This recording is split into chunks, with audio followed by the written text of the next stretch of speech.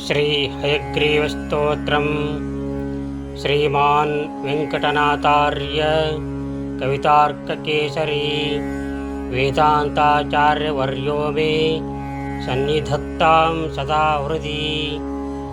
ज्ञानानन्दमयं देवं निर्मलस्फटिकाकृतिम् आधारं सर्वविद्यानां हयग्रीवम् उपास्महे।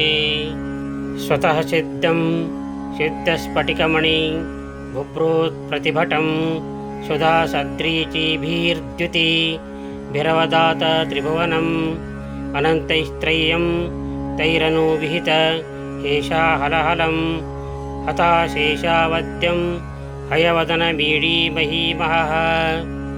समाहारः साम्नां प्रतिपदमृचां धाम यजुषां लयः प्रत्यूहानां लहरी विततिर्बोधजलदेः कथा दर्पक्षुभ्यत्कथ ककुलकोलाहलभवं हरत्वं तद्वान्तं हयवदनहेशाहलहरः।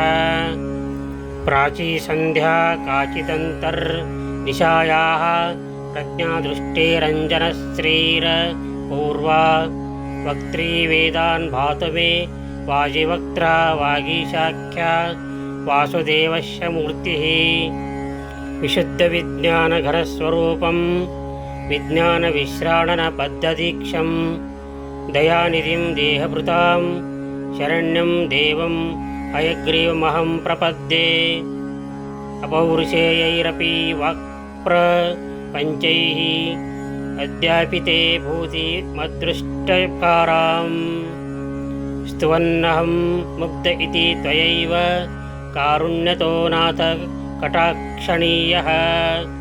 दाक्षिण्यरम्या गिरिशस्य मूर्तिः देवी सरोजासनधर्मपत्नी व्यासादयोऽपि व्यपदेश्य वाचः स्फुरन्ति सर्वे तव शक्तिलेशैः।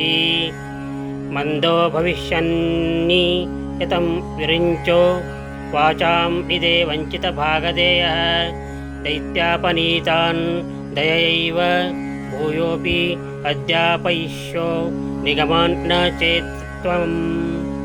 वितर्कडोलां व्यवधूय सत्त्वे बृहस्पतिं वर्तयसे यतस्त्वं तेनैव देव त्रिदशेश्वराणाम् अस्पृष्टडोलायितमादिराज्यम्।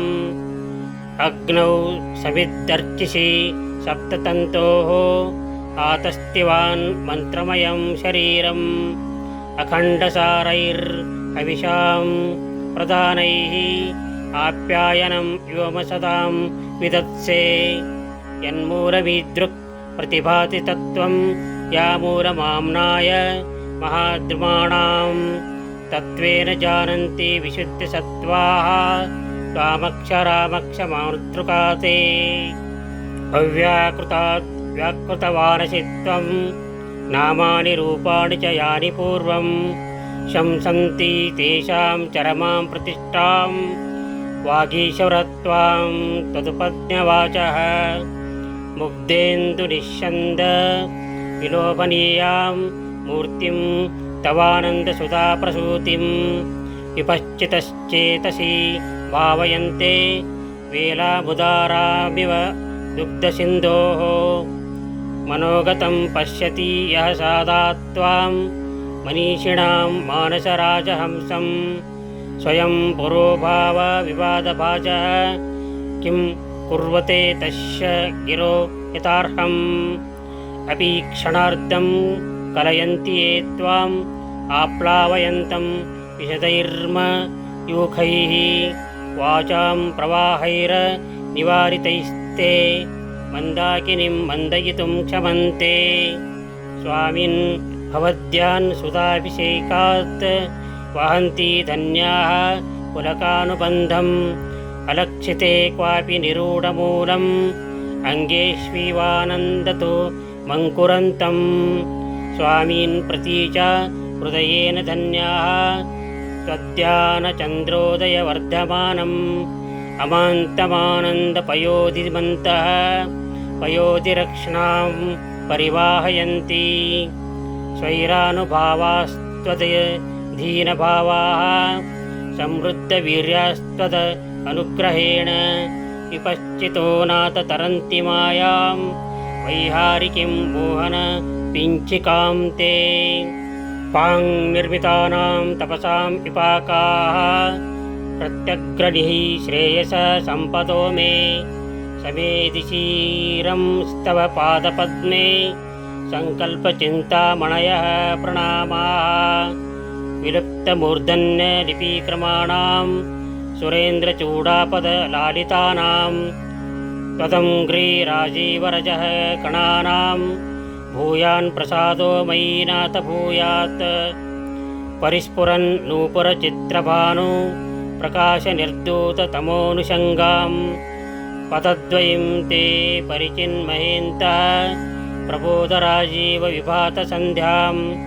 तत्किङ्करालङ्करणोचितानां त्वयैव कल्पान्तरपालितानां मञ्जुप्रणादं मणिनूपुरं ते मञ्जूषिकां वेदगिरां प्रतीमः सञ्चिन्तयामि प्रतिभादशास्तान् सन्दुक्षयन्तं समयप्रदीपान् विज्ञानकल्पद्रुमपल्लवाभं व्याख्यानमुद्रा मधुरं करं ते चित्ते करोमि स्फुरिताक्षमालं सव्येतरं नाथकरं त्वदीयं ज्ञानामृतोदञ्चनलम्पटानां लीलाघटीयन्त्रमिवाश्रितानां प्रबोधसिन्दूररुणैः प्रकाशैः प्रवालसङ्घातमिवोद्वहन्तं विभावये देव सपुस्तकं ते वामं करं दक्षिणमाश्रितानां तमांसि भित्त्वा विशदैर्मयूखैः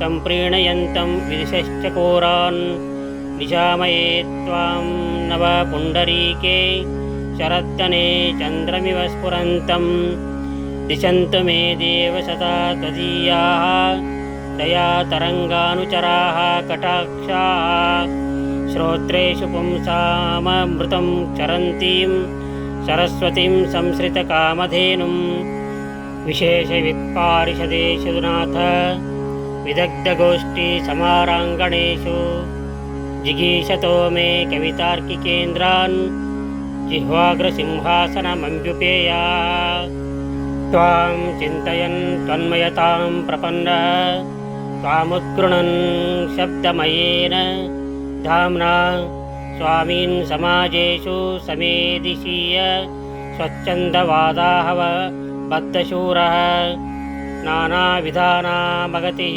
कलानां न चापि तीर्थेषु कृतावतारः ध्रुवं तवानाथपरिग्रहायाः नवं पात्रमहं दयायाः अकम्पनीयान् यपनीतिभेदैः अलङ्कृशीरन् हृदयं मदीयं शङ्काकलङ्कापगमोज्ज्वलानि तत्त्वानि सम्यञ्ची तव प्रसादात् व्याख्यां मुद्रां करसरसीजैः पुस्तकं शङ्खचक्रे बिभ्रद्भिन्नस्फटिकरुचिरे पुण्डरीके निषण्णः अम्लानश्रीरमृत विशदैरं शिभिः प्लावयन् माम् आविर्भूयाधनघमयिमां मानसे वागधीशः वागर्थसिद्धिहेतोः पठत हयग्रीवसंस्तुतिं भक्त्या